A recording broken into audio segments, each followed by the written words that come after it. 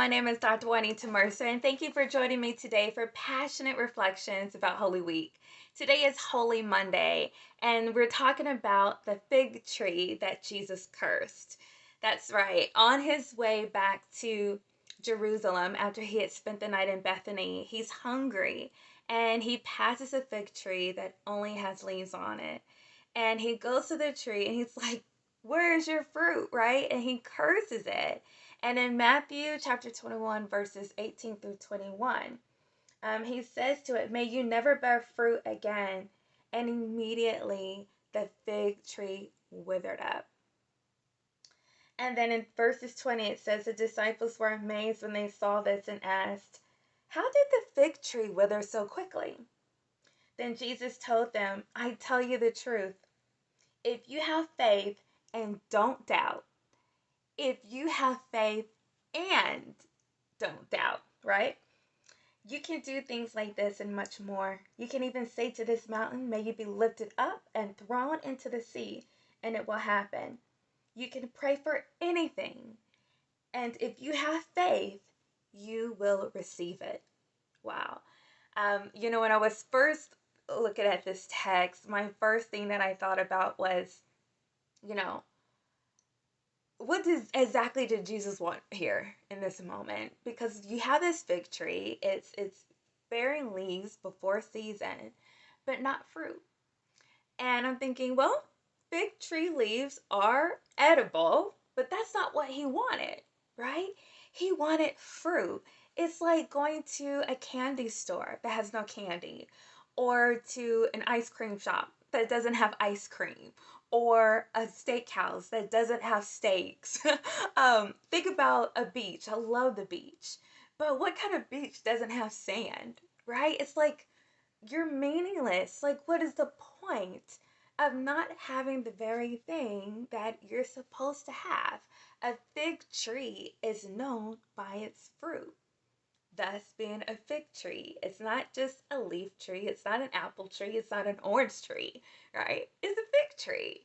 And so that reminded me of the fact that in Galatians chapter 5, verses 22 through 23, in Paul's letter to the Galatians church, he says very clearly that the Holy Spirit produces this kind of fruit in our lives, right?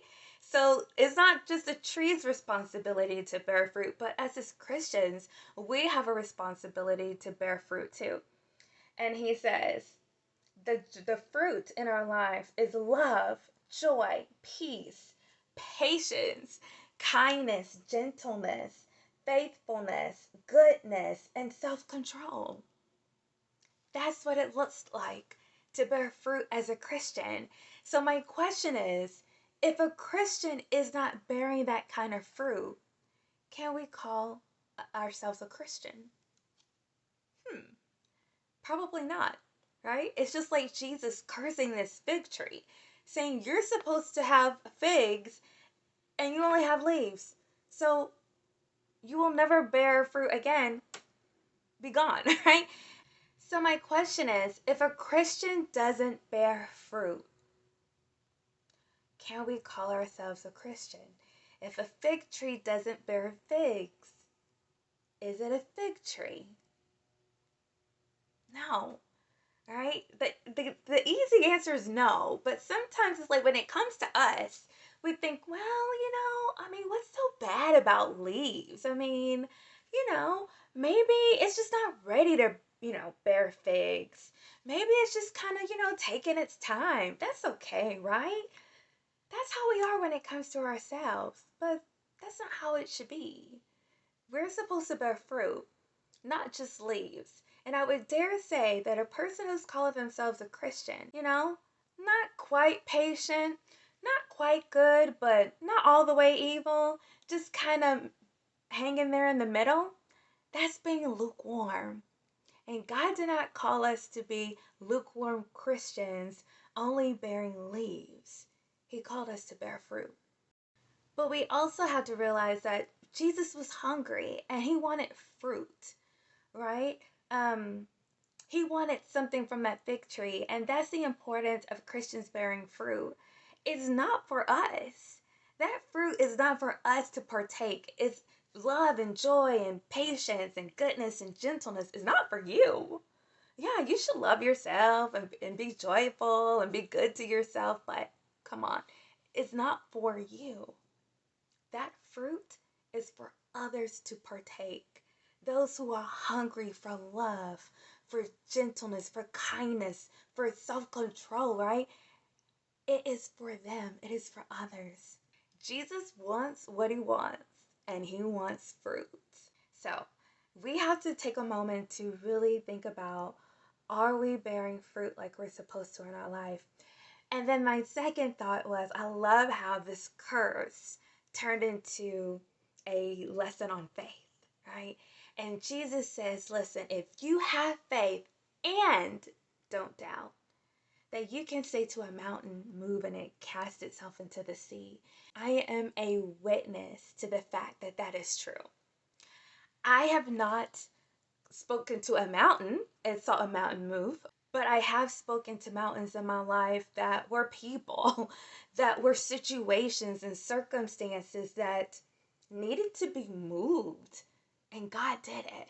I love what my pastor says. He says that when he believed God for a house for his family, that in that moment that he had the faith to believe, he said, I just know trees start being cut down, right? And that's the kind of faith that God is calling us to have, that it's like that moment that I decided to, that I'm going to step out on faith and I'm going to move to China. I'm going to move to a place that I'm familiar with, that that job opened up, that things just slowly started to fall into place. And we may not see it. We may not see the mountain move, but I do have the faith to believe that the earth shifted a little bit.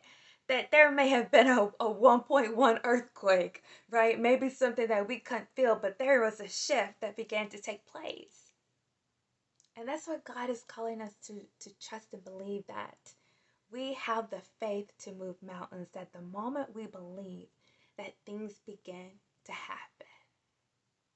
So, bear fruit in your life. Trust God to do what seems impossible.